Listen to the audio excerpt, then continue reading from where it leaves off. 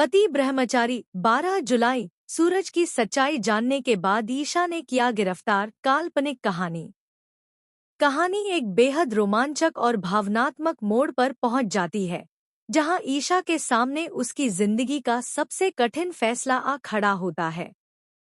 पिछले कई दिनों से वह सूरज से जुड़े हर सच को जानने की कोशिश कर रही होती है।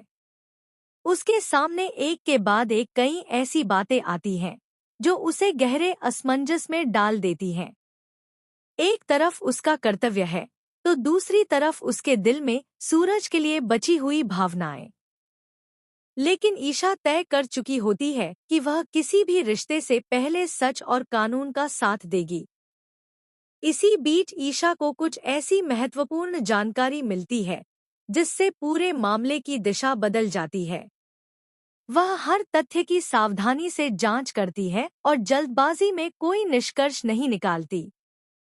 जब उसे लगता है कि अब आगे की कार्रवाई जरूरी है, तो वह अपने वरिष्ठ अधिकारियों को पूरी जानकारी देती है। माहौल धीरे धीरे तनावपूर्ण होता जाता है और हर कोई यह जानने के लिए बेचैन हो उठता है कि अब आगे क्या होने वाला है। दूसरी ओर सूरज को भी एहसास होने लगता है कि परिस्थितियां उसके खिलाफ होती जा रही हैं। वह समझ जाता है कि अब उसके सामने एक कठिन परीक्षा आने वाली है। फिर भी वह शांत रहता है और उम्मीद करता है कि एक दिन पूरी सच्चाई सामने आएगी।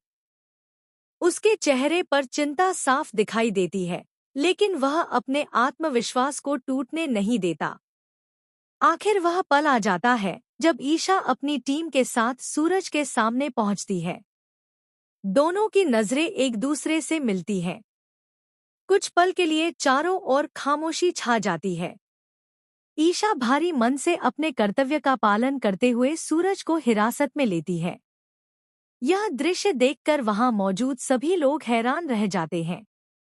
किसी को उम्मीद नहीं थी कि हालात इस मुकाम तक पहुंच जाएंगे।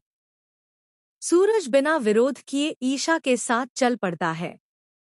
जाते जाते वह सिर्फ इतना कहता है कि उसे सच पर पूरा भरोसा है और एक दिन सारी गलतफहमियां दूर हो जाएंगी। ईशा बाहर से खुद को मजबूत दिखाने की कोशिश करती है, लेकिन भीतर ही भीतर वह भावनात्मक संघर्ष से गुजर रही होती है। उसे उम्मीद है कि आगे की जांच पूरी सच्चाई सामने लाएगी। अब सबसे बड़ा सवाल यही है कि क्या सूरज के खिलाफ हुई कार्रवाई सही साबित होगी? क्या आगे की जांच में नई सच्चाइयां सामने आएंगी?